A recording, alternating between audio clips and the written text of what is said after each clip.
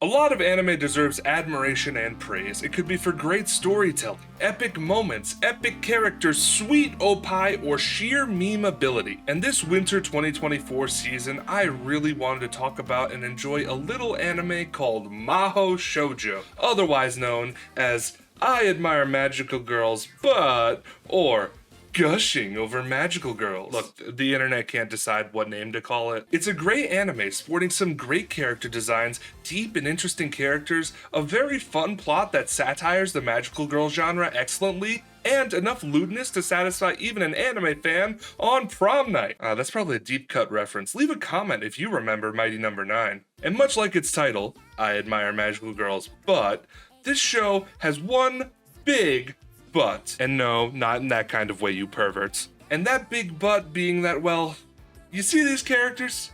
You see how they're pretty lewd and some sussy stuff is happening on screen? Well, guess what? They're all like 15 or 16.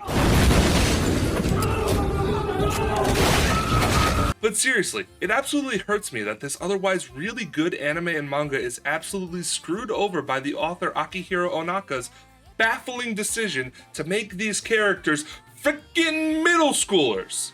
Now, the show does kinda satire fetish culture, so you could kinda, sorta, maybe argue that it's supposed to be some kind of commentary on how anime characters' ages don't really matter, cause you know... Take it easy, it's just a drawing. But I really don't feel that that was intended.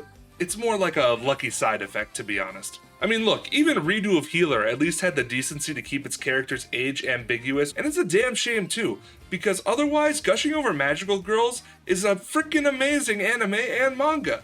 I swear this anime is going to be the cuties to my Sneeko. The show, which for brevity's sake I'm just going to refer to as MahoShojo, follows the story of Yuragi Utena, a massive fangirl of her local town's magical girl group known as Tres Magia. One day, she meets a mysterious dark mascot figure who promises her the power to be her own magical girl.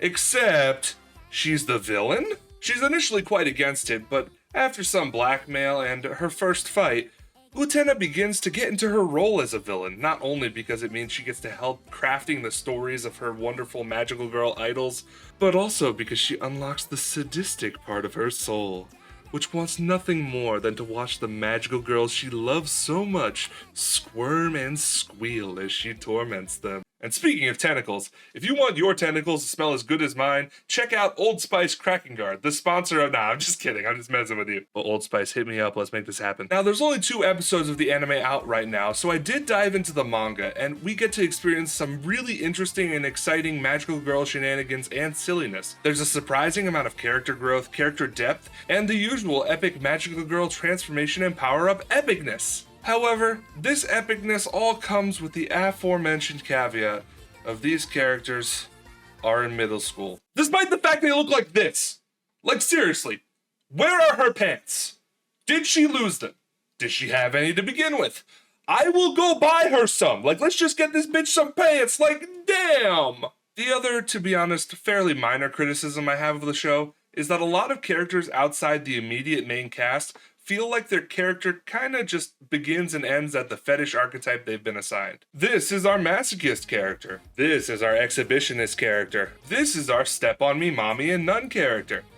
This is our lolly. And it just sucks because most of these characters either have interesting abilities or an interesting role in the cast that feels overshadowed by the idea of this character's about the boobies. Overall, MahoShojo is a really good show that's terribly overshadowed by its author's decision to set its characters in middle school. I do want to say I think the show is worth watching, and while I will never forgive the Japanese for doing this, I will take a page out of Nick Fury's book and elect to ignore this fact and just enjoy the show for what it is, a very lewd, slightly Yuri, hilarious, magical girl satire. And while you may be looking at yourself now going, maybe I am a lolicon, you can at least argue about it in the comments below. And why not leave a like and share this with your friends as you accept your cringe and stay pogers.